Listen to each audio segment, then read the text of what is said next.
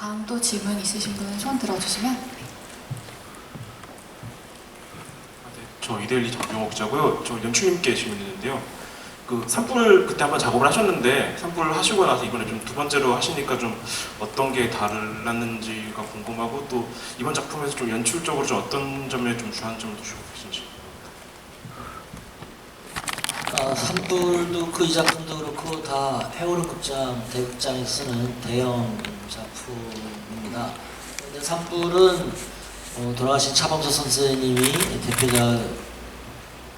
대표작으로서 우리나라 사식주의 희곡을 대표하는 작품인데, 그만큼이나 노래극으로 했어도 좀 사실적인 분위기가 강한 어떤 비장한 그런 이제 비극 서사, 우리 분단의 아픔을 한 가정사에다 투입한 것이기 때문에 그런 비극적인 정서를 주로 그린 작품이었다면은, 이 작품은 아까 우리 민은경 배우님이 말씀하셨듯이 희극을 다룬 작품입니다.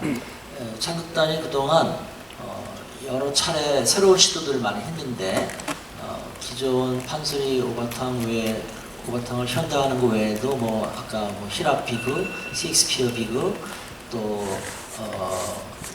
웹툰이라든지 여러 가지 장르에 대해서 새로운 시도들 많이 했는데, 정통 희극에 대한 것은 이번이 처음인 것 같아요. 그래서 이 정통 희극 이번 시도가 좋은 성과를 얻을 수 있다면은 창극단에서도 앞으로 계속 이런 희극, 정통 희극에 대해서도 범위를 더 넓혀가면서 개최할 수 있지 않을까 하는 기대를 볼 수 있을 것 같고요.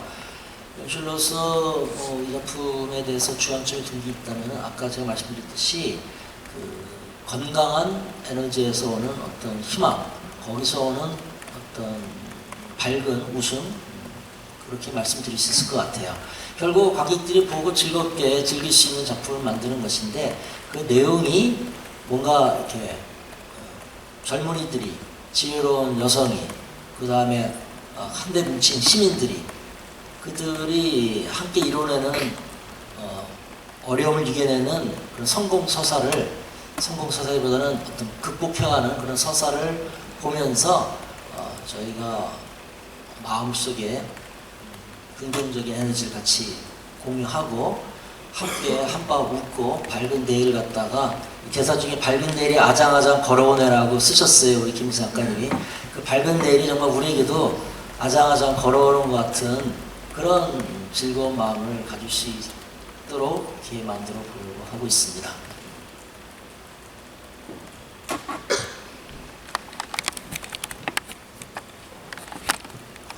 네, 안녕하세요. 아트미디어 이용식 기자라고 합니다. 그 새 배우님께 질문드리겠습니다. 섹스피어의 고전 희극 이 작품이 요번에 새롭게 창극으로 새롭게 만들어졌는데, 이 배우님들 그 캐릭터 분석이라든가 어떤 점에 포인트를 두셨는지, 어려운 점은 어떤 것인지 궁금합니다.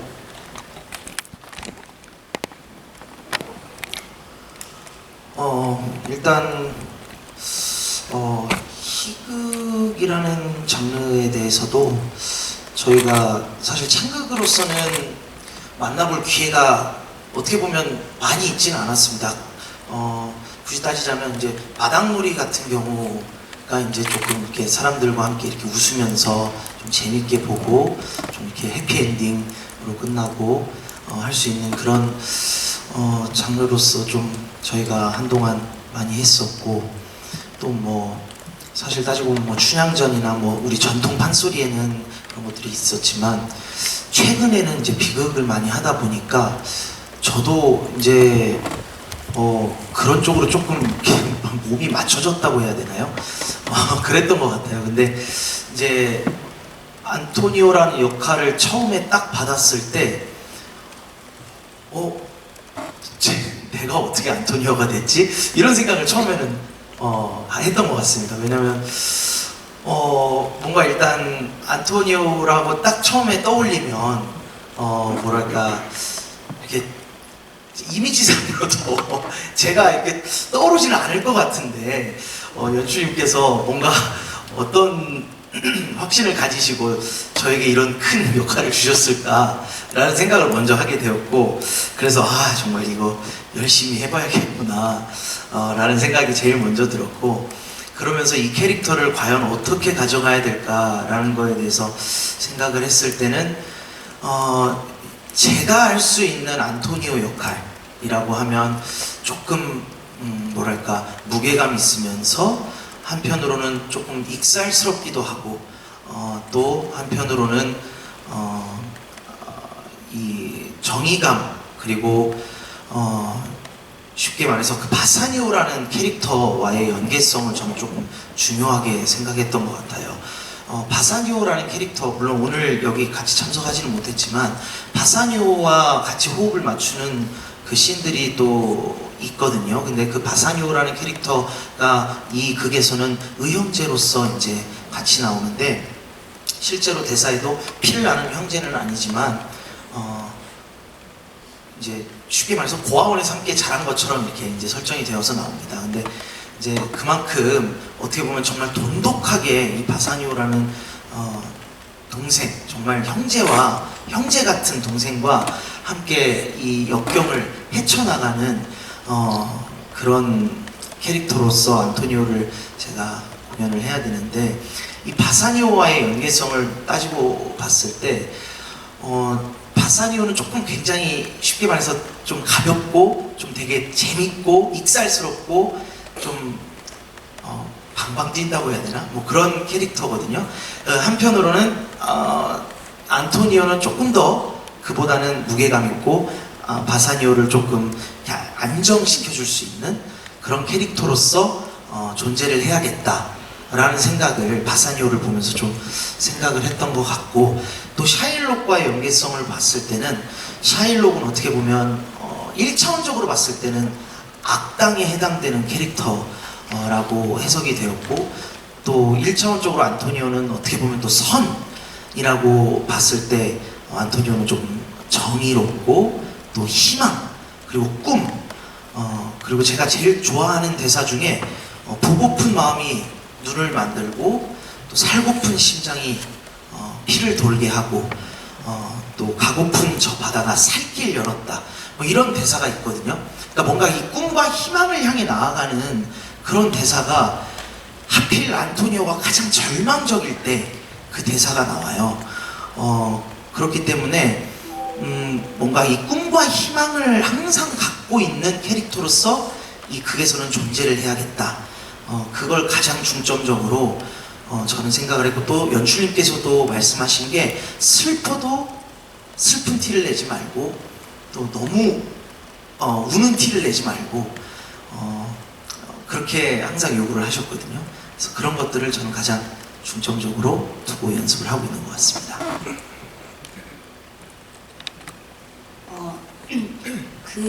저는 비극보다 오히려 희극 연기하는 게 더 어렵다라는 생각이 좀 들었는데, 비극은 그냥 슬픔을 연기할 때 눈물을 흘리면 되고, 네, 그런 어떤 아주 1차적으로 슬픔을 연기하지만, 이 희극은 제가 사실 웃음이 좀 나는데 이 극을 연습하다 보면 자꾸 웃음이 나오더라고요. 그래서 연출님이 왜 웃냐, 웃지 말아라 라고 이야기를 여러 번 하셨는데, 그만큼 뭔가 희극 연기하는 게 좀 더 어렵고, 이번 베니스의 상의는 사실 저희가 대본적으로 봤을 때 또 음악적으로도 봤을 때 대본에 대사들이 굉장히 많고 또 음악도 62곡이나 되는 음악이다 보니까 이 음악을 또 소화하는 힘도 좀 어려운 것 같아요. 그래서 지금 대사도 음악도 굉장히 열심히 연습을 하고 있는데, 저희는 이제 창극 배우이다 보니 노래로 표현하는 부분들이 훨씬 더 쉬워요.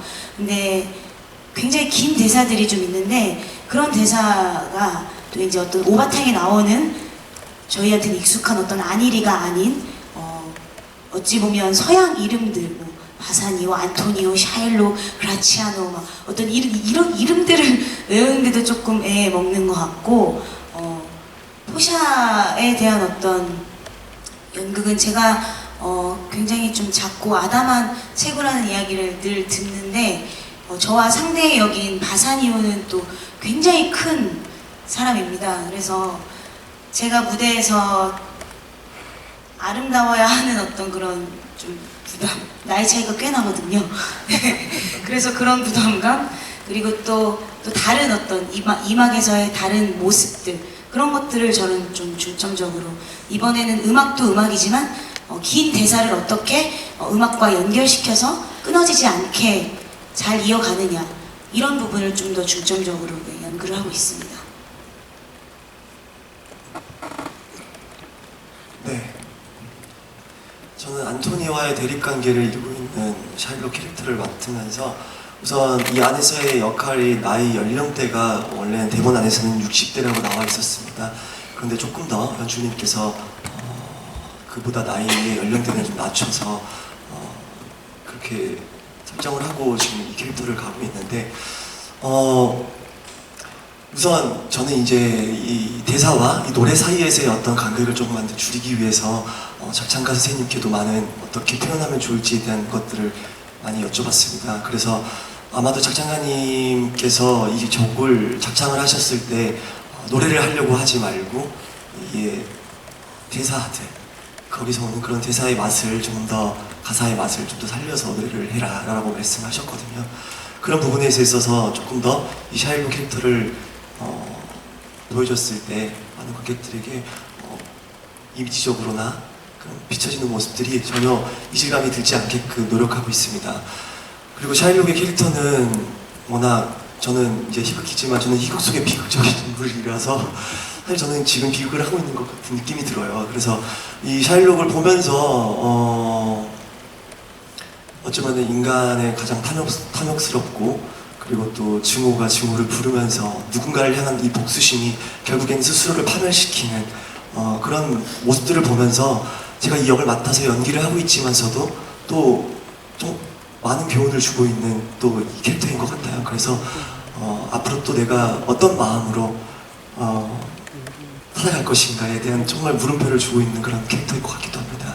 그래서 극 속에서 연기를 하면서 또 많은 것들을 경험하고 배우고 있는 그 과정이 저에게는 너무나 즐겁고 또 배우로서 조금 더 한 발짝 성장할 수 있는 그런 작품이 되지 않을까 해서 이 작품을 열심히 또 준비하려고 합니다. 그래서 극장을 아직도 표가 조금 많이 있거든요. 그래서 작품 많이 기대해 주시고 또 극장을 많이 찾아주셨으면 좋겠습니다. 감사합니다.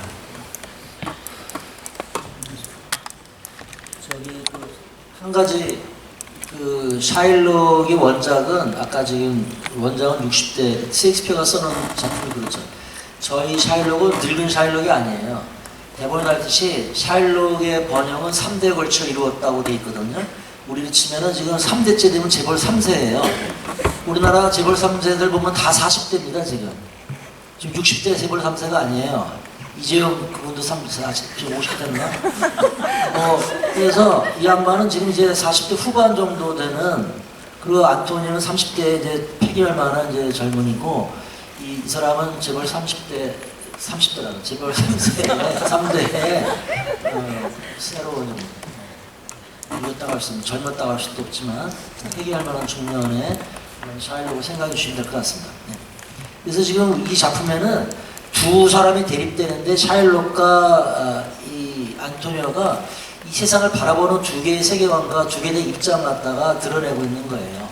그래서 기득권을 계속 누적되어서 발전시켜가고 있는, 그것을 더 확장시키려고 애를 쓰고 있는 철저한 프로페셔널한 프로 자본가인 샤일록과, 샤일록은 악인이라기보다는 철저한 자본가인 거예요. 거기에 충실한 사람일 뿐이죠. 그리고 이 안토니오는 기층 서민들의 그런 가지고 있는 흙수저로 시작해가지고 그 사람들의 힘을 모아가지고 이 기득권을 무너뜨리려고 하는 그런 이제 어떤 민중이랄까 시민들의 주축된 이제 대변인 같은 것이죠. 그래서 이 두 세계가 부딪히는 모습을 두 인물을 통해서 저희가 지금 보여주려고 하고 있습니다.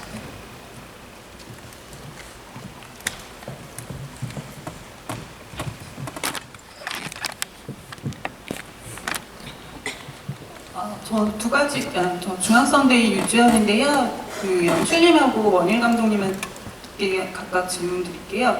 지금 배우들도 말씀하셨지만 이제 저는 당연히 준수 씨가 안토니오일 줄 알고 왔는데 사실 깜짝 놀랐거든요. 이미지상 조금 일부러 그 반대로 이제 하신 것 같은데 특별한 의도가 있으실 것 같아서 좀 말씀해 주시면 좋겠고요. 그다음에 맞추시네요. 그럼 이제 원효 감독님께는 그 보니까 20년 만에 samgukdan 작업을 하시는 것 같은데 그간에 이제 뭐 배우들도 싹 뭐 세대 교체가 되고 굉장히 뭔가 새로운 인상을 받으셨을 것 같아서 그런 점에 대해서 좀 말씀해 주시면 좋겠습니다. 두 인물에 대해서는 이게 뭐 동물적으로 이렇게 비유하기 약간 좀 어색하긴 하지만 굳이 얘기한다면은 샤일록은 스네이크, 뱀 같은 그러한 어떤 간교하고 아주 영리하고 그리고 굉장히 독한 그런 이미지가 떠올랐어요.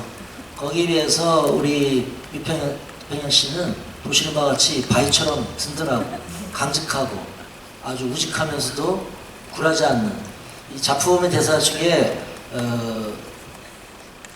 맨 마지막에 샤일록이 나가면서 뭐라 그러냐면요. 나중에 단죄를 받아서 법정에서 구속돼서 잡혀 들어가는데 안토니오가 풀려나고 그때 샤일록이 뭐냐면은 내가 다시 태어나서 돈이면 모든 것이 다 되는 세상일 때 다시 태어나겠다.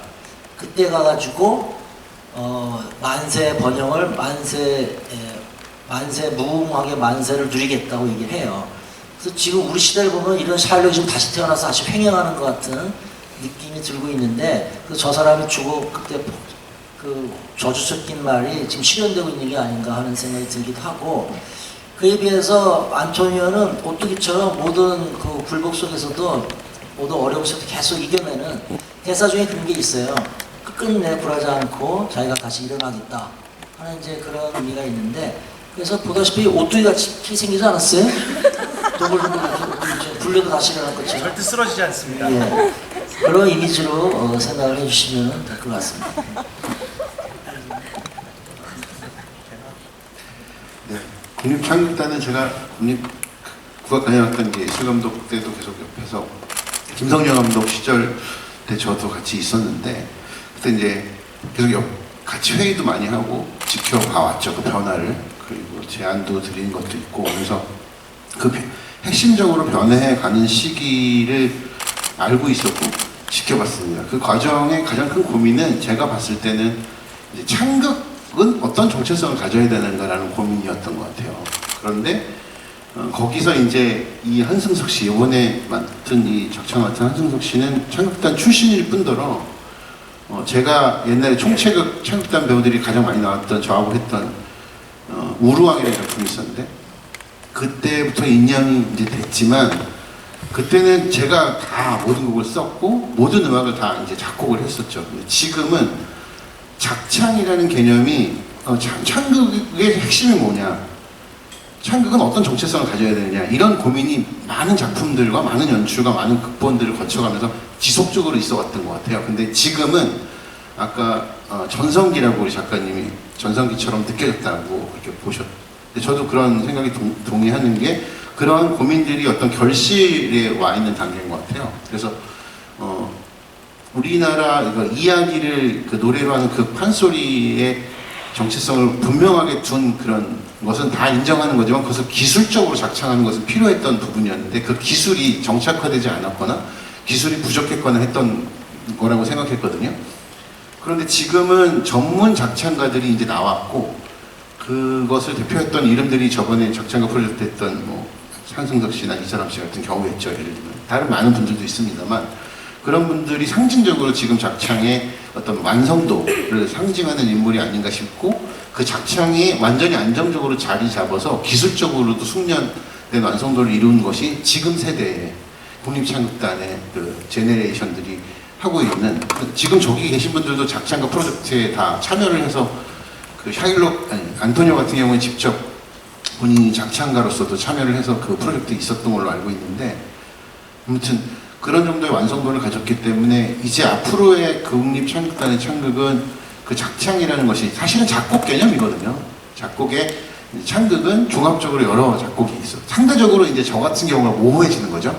작곡가들은 그럼 이제 굉장히 사전에 작창가하고 연출가하고 치밀하게 많이 논의를 하면서 어떻게 작곡은 어떻게 들어올 것이냐, 어떤 노래를 할 것이냐, 이제 이런 논의들은 기술적으로 좀 필요한 것 같습니다. 그래서 이번에 저는 한승석 씨가 만든 작창과 이것을 대중적 장르로서 그 프레임 안에 넣기 위해서 제가 선택했던 음악 감독은 굉장히 다양한 장르를 소화할 수 있는 한웅원 음악 감독이었습니다. 이분은 그러니까 이게 재즈 록 창극 이렇게 말할 수 있거든요. 저로서는 이것을 어떻게 한 단어로 규정하면 뭐냐, 이번 창극은 음악적 재즈 재즈 록적인 창극이라고 말할 수 있는데, 그것을 가장 잘 소화할 수 있는 음악 감독으로 한웅원 음악 감독을 선택했고 너무나 훌륭하게 잘 해주고 있습니다. 하나만 더 여쭤봐도 되나요? 네, 원일 감독님, 아까 이번 창극은 100% 작창이라고 하셨는데 그게 어떤 의미인지, 그 작곡가와 작창가의 어떤 역할에 대한 얘기를 조금 자세히 에피소드처럼 이제 제가 왠지 그런 것 같은 거예요. 회의를 하는데 이 노래라고 되어 있는 게 다 볼드체로 되어 있었습니다. 60몇 곡이 넘는데 이제 제가 만들고 싶은 곡이 있었어요. 근데 그것을 말하기 전에 회의를 하면서 이렇게 작창이 갖고 있는 그 포스와 태도가 다 작창이 한다는 그런 느낌이 있더라고요. 그래서 제가 슬쩍 중간에 여쭤봤어요. 그래서 다 작창을 하시려고 하는 거죠, 이 노래들은. 그랬더니 한승석 씨가 하고 싶은 거 있으면 작곡하세요. 이렇게 농담식으로 던져서 아닙니다. 이렇게 했는데 그만큼 확고한 어떤 그 의지와 그런 것들이 있으시더라고요. 그러니까 여기 있는 노래들은, 이번에 나오는 노래들은 제가 만든 곡들은 정말로 한 곡도 없어요. 지금 아마 그런 정도로 하는 거는 아마 처음이 아닐까 싶을 정도로. 그래서 저는 그 작곡한 부분들이 오프닝, 서곡, 그다음에 브릿지로 연결되는 것들, 편곡에 담기는 거, 이런 것들에 관여하는 부분들. 그래서 오히려 그 전체적인 더 바깥에서 음악 감독하는 역할이라고 이해해 주시면 좋겠습니다.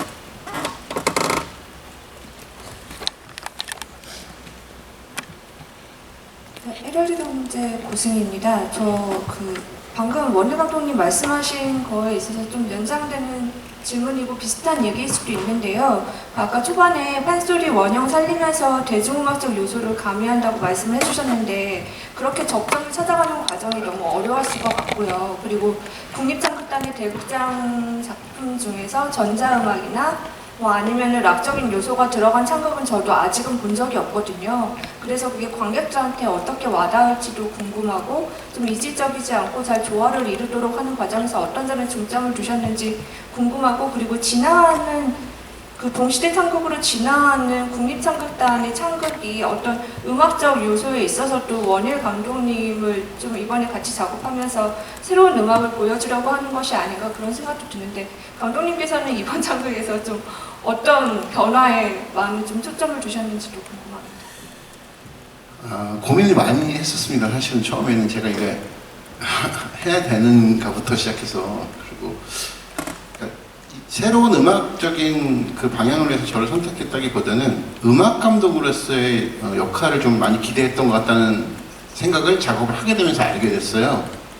그래서 이번에 이제 창극 내용론적으로 보면은 그 샤일록이 갖고 있는 그 부분들은 굉장히 좀 일렉 기타가 사용된다든지 드럼 같은 그런 비트들이 강력하게 위압적인 사운드, 강한 사운드들로 이렇게 쏟아져 있고요. 그 다음에 전체적으로는 전자악기들이 이렇게 사용되면서 뭐라 그럴까요? 이 현실적으로 노래가 하나 끝나면 바로 대사가 치고 계속해서 넘어갈 때 그 관객들에게 이 드라마가 갖고 있는 것 이상의 어떤 공상적인 세계, 이런 것들을 사운드적으로 좀 불러일으키고 싶었어요. 그래서 처음에 이제 사전 설계를 음악 감독하고 많이 했거든요. 그러니까 어떤 뮤지션들로 우리가 라이브를 할 거냐, 이런 부분들. 그래서 여태까지 없었던 건 무엇이지? 그래서 전자악기들을 많이 사용했고, 거기에는 뭐 디지털 킥, 그 신서사이저부터 완전히 모듈러 신서사이저, 아날로그, 이런 것들이 이제 요번에 좀 굉장히 들을 만한 어떤 사운드를 나타낼 것 같고요. 한편으로는 국립창극단이 갖고 있는 또 정체성 중에 하나가 이제 그 수성 반주라는 게 있잖아요. 판소리적으로 그것을 듣고 그대로 따라가는 방식의 그 악기들이. 그러니까 그 반주는 이 부분의 조합원들이 이제 한 번에 파탄을 맞고 비극을 맞는 부분이 있는데, 거기서 그 비극적 정서를 나타낼 때 국립창극단 그 반주단 여러분들이 또 완전히 그 계면의 진수를 또 보여주는 장면이 있습니다. 그런 식으로. 그 다음에 포샤의 공간은 굉장히 러블리한 공간이죠.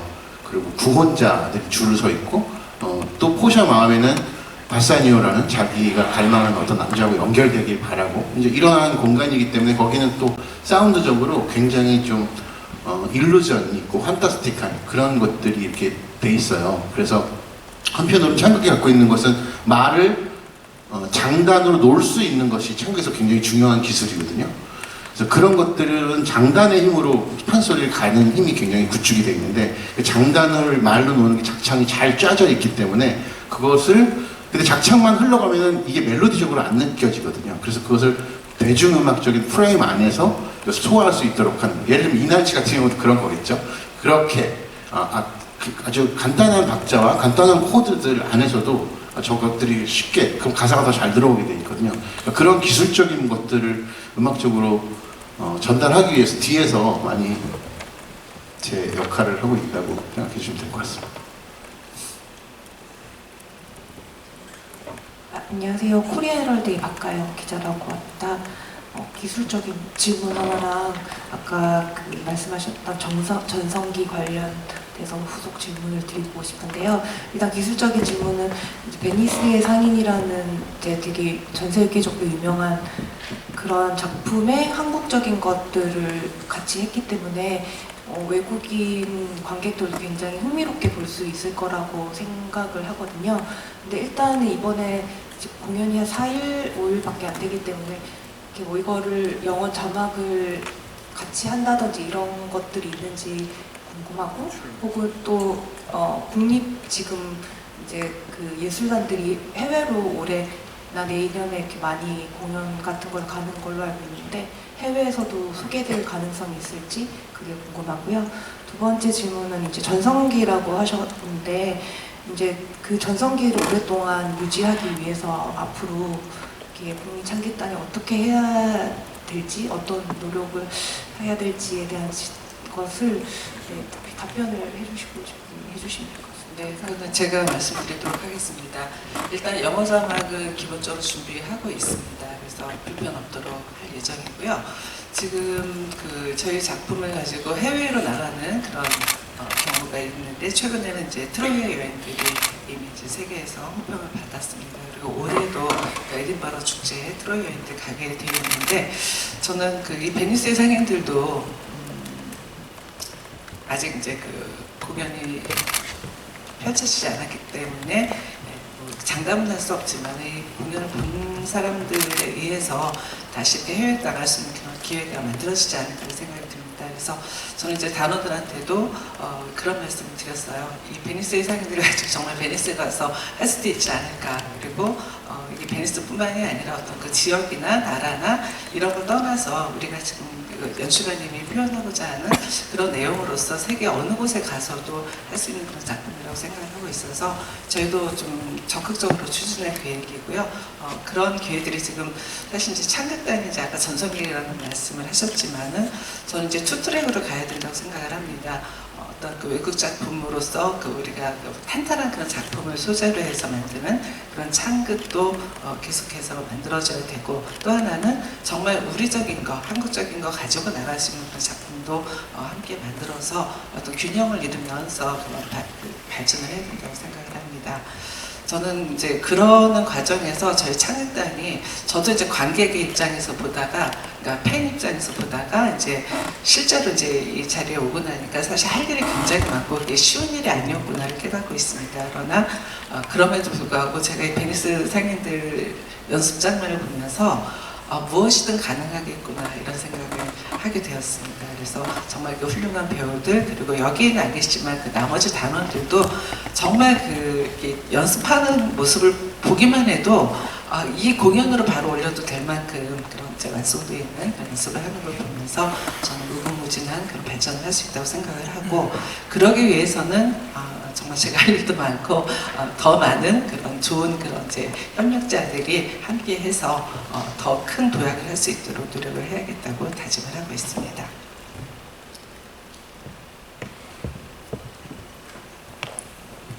네, 저 유시스 강진아인데요. 그 샤일록과 안토니오의 대결이 이제 그게 핵심이라고 했는데 이게 좀 음악 소리적으로나 연출적으로 이런 대결 충돌하는 구도를 조금 부각하기 위한 좀 특징 이런 포인트가 좀 어떻게 있을까 궁금합니다. 연출님이나 원일 감독님 네, 두 분 대답해 주시면 될 것 같아요. 두 인물의 그 특징에 대해서는 아까 제가 뭐 비유를 들어서 뭐 오뚜기 뭐 이런 비유를 들어서 말씀을 드렸었는데요. 뭐 3대에 걸쳐 이제 물려받은 그런 부와 재력을 더 키워가는 그런 기득권 세력과 정말 아무것도 없는 맨바닥에서부터 자기를 키워오려 가는, 그래서 상인들의 조합을 만들어서 그렇게 해서 인들어가는 대항해를 시작하는 이러한 모습은 서사적으로도 분명히 차별성이 나는 것이고 개인의 이력도 차이가 나는 것이고, 연기에 있어서는 지금 뭐 두 분이 아까 이제 한 명은 굉장히 말씀드렸듯이 프로페셔널한 전문 하이클래스의 전문 직종이죠. 이 샤일록은 그런 모습을 좀 부각시키려고 하고 있고요. 가지고 있는 그 기득권을 최대한 활용하는 그게 법이죠. 법을 잘 활용하는 거예요. 법을. 지금 이 극에서 계속 샤일록이 얘기하는 건 법대로 해달라는 거거든요. 사인받은 차용 증서가 쓴다 법대로 가슴살을 띄워내겠다 하는 게 그것이고, 포샤가 자비를 요청하지만 자비도 물리치면서 법을 계속 강조하고 있는 그런 자기를 주장하는 모습을 보이려고 그러고요.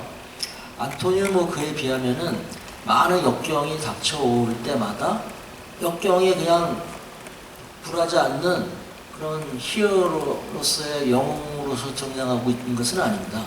그 역경이 항상 굴했지만 다시 또 딛고 일어서는, 또 그 다음에 또 무너지지만 또 다시 딛고 일어서는 그런 인간적인 면모들을 같이 그려내려고 하고 있습니다.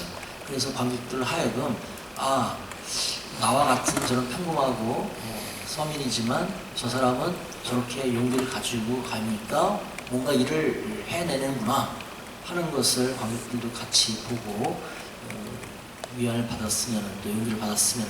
지금 저희가 코로나를 3년 4개월 거치고 이제 해제되는 분위기인데요. 그 기간 동안 많은 분들이 어려움을 겪고 또 많이 경제적으로 또 사회적으로 곤경에 처했던 분들이 많이 있습니다. 이 작품은 사실 기획 때부터 이제 저희가 그런 분들에게 뭔가 꿈과 희망을 줄 수 있는 그런 작품이 되길 바랬고, 안토니오가 그걸 수행해내는 대표격 인물로 좀 그려 보였으면 하는 것이 지금 생각입니다. 음악적인 부분에 대해서는 너무 아우라라고 한다면 이제 어떤 캐릭터가 있고 음악이 그 사람의 아우라를 만들어주는 거라고 한다면 뭐 이렇게 딱 잘라서 말씀드릴 수는 없지만은 샤일록은 역시 좀 록적이죠. 처음부터 나올 때부터 좀 이렇게 자신감이 있는 캐릭터고, 그런 것들을 자신감 있게 가진 자로서 여유도 있고, 그렇지만 결국에 그가 갖고 있는 이제 목적은 개인들의 조합을 해치서 자기 이익을 극대화하려는 게 결국 목적이기 때문에 굉장히 록적으로 이렇게 단단하게 상대방을 압도할 수 있는 그런 사운드들이라고 한다면, 안토니오는 안토니오의 목소리가 사람을 설득시키는 힘이 있는 것 같거든요. 그래서 그 목소리가 잘 들리게 배치를 했다 그럴까요? 그래서 역동적으로 오히려 그 목소리가 회유되면서 그 조합원들, 상인들의 힘으로 다시 역동하면서 역전이 되는 것 같은 그런 힘. 그래서 안토니오는 목소리와 리듬이라고 한다면 샤일록은 그 록적인 사운드, 이런 거라고 그 아우라를 설명할 수 있을 것 같습니다. 네, 감사합니다. 그럼 더 이상 질문이 없으시면 질의응답 시간을 여기서 마무리하도록 하겠습니다. 그리고 우리 화이팅 포즈로 촬영할게요. 화이팅 하겠습니다. 하나, 둘, 셋. 네, 한 번 더. 하나, 둘, 셋. 화이팅! 네, 그대로 잠시만요. 기자분들 촬영하실 거면 지금 하셔도 됩니다. 여기 좀 봐주세요.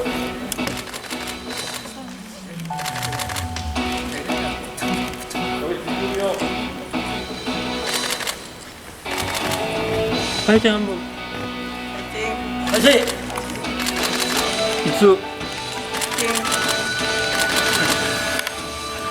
네, 자 이제 배우분들만 남고.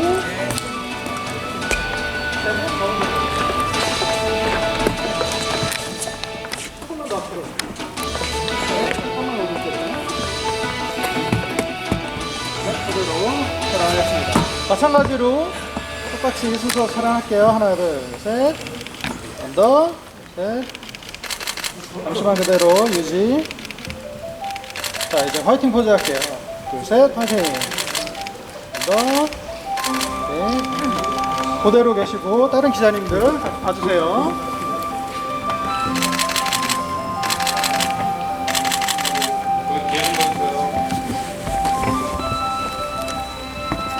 그럼 파이팅 한번 해드리. 여기 파이팅 한번 하지.